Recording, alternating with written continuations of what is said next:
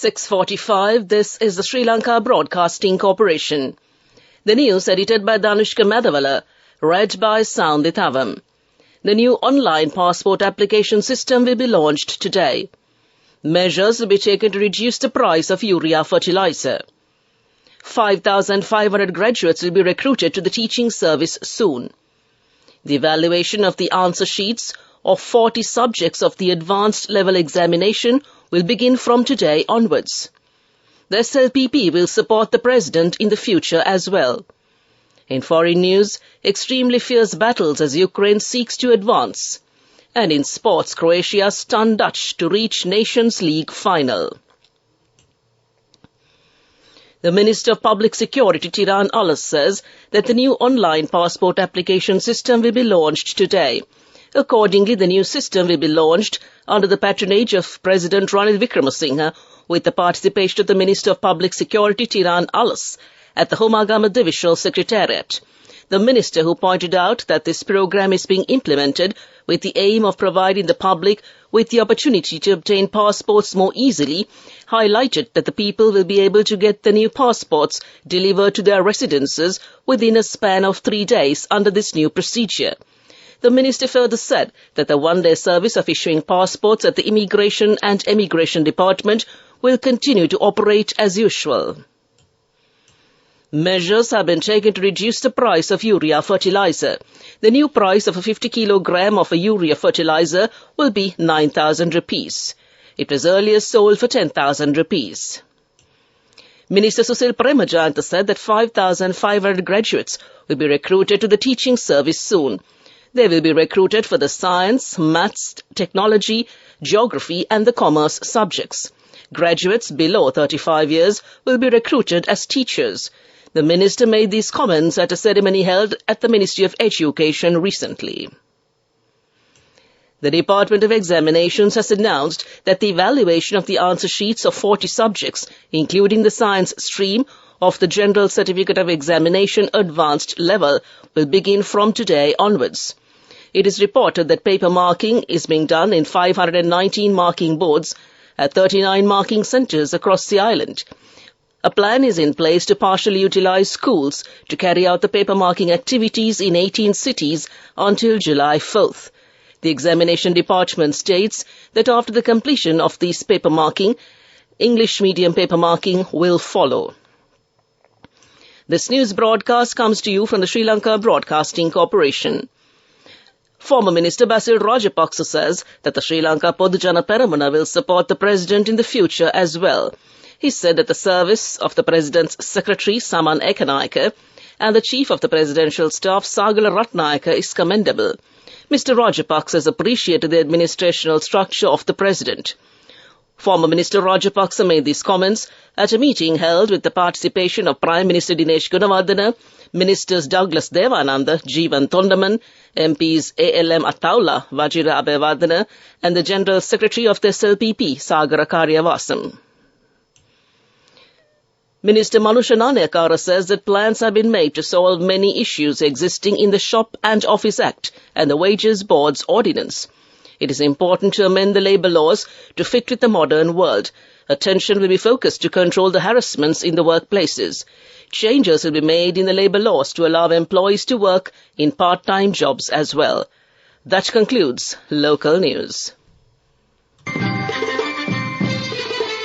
The main news story is brought to you by Siddhalepa Vedamahatmya. The Ambassador of Sri Lanka to Myanmar, Janaka Bandara, met with the Immigration Minister of Myanmar recently. The meeting was held at the Myanmar Ministry of Immigration and Population.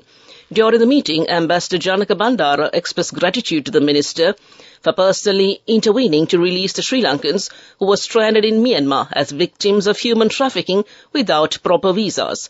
Further, ambassadors sought the Minister's assistance in releasing the remaining Sri Lankans who are currently held in immigration custody due to the violation of visa regulations based on humanitarian grounds. Moreover, the ambassador and the minister discussed ways to enhance cooperation between the two countries in migration-related matters and came to you in the main news story. The main news story was brought to you by Siddhalepa Vedamahatmya. Moving on to Watchlight, the director of the Lady Ridgeway Hospital for Children in Colombo, Dr. G. Vijayasuriya, has raised concerns over the recent spread of dengue among children. Expressing his concern on the matter, Dr. Vijayasuriya explained that there are currently 35 children being treated for dengue at the hospital, with 7 of them suffering from hemophilia. He also added that nearly 3 to 4 novel dengue patients are also admitted on a daily basis and came to you in Watchlight. On to a bulletin of world news making headlines this morning. Extremely fierce battles as Ukraine seeks to advance. 79 dead and hundreds missing in one of Greece's biggest migrant tragedies. And Serbia arrests Kosovo police officers as tensions soar. Extremely fierce battles are raging in parts of Ukraine as Kyiv forces continue their counter-offensive, the country's deputy defense minister says. Anna Maler wrote on Telegram that Ukrainian forces had managed to advance near Bakhmut in the east and Zaporizhia in the south. But she conceded Russian forces were mounting a stiff defense in some areas. Her comments come after another night of Russian missile and drone strikes on cities across Ukraine. Russia has stepped up its bombing campaigns in recent weeks, despite President Vladimir Putin admitting that his forces are suffering from a shortage of missiles and drones. The latest wave included a relatively rare strike on the Black Sea port city of Odessa.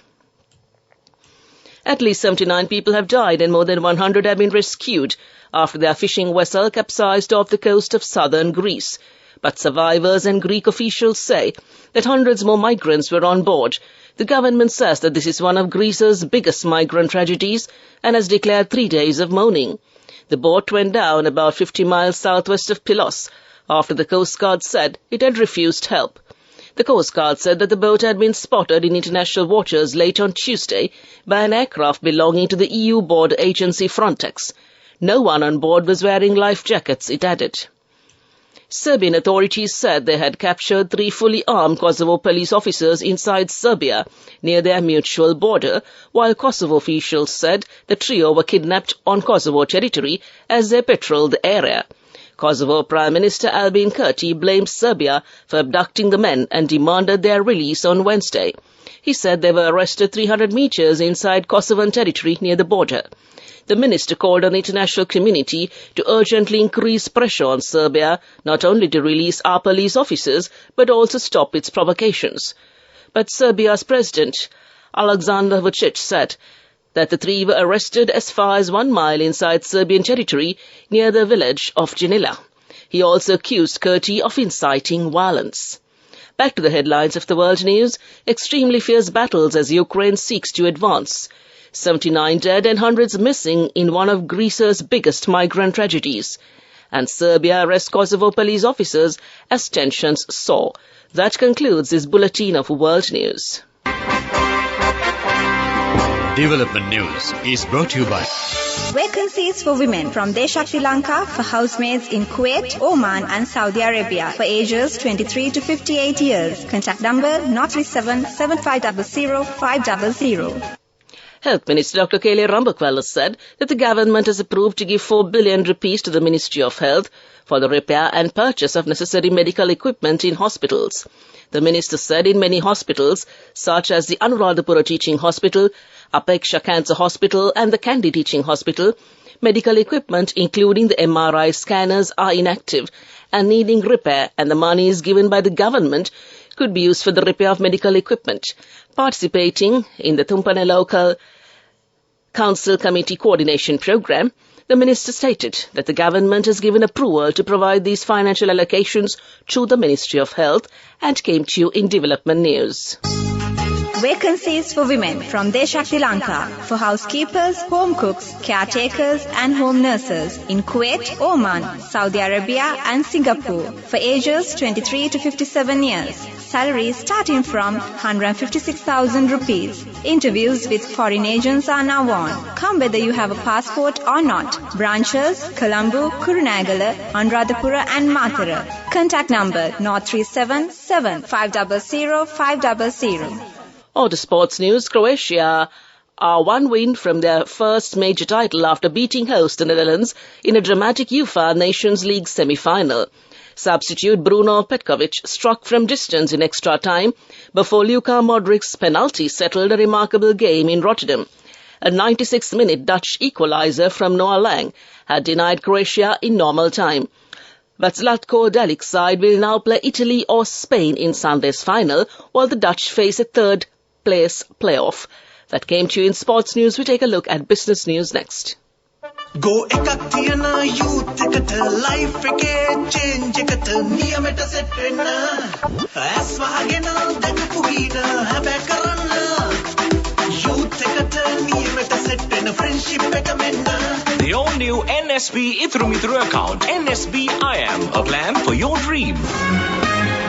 Business News, sponsored by National Savings Bank, the safest place for your money.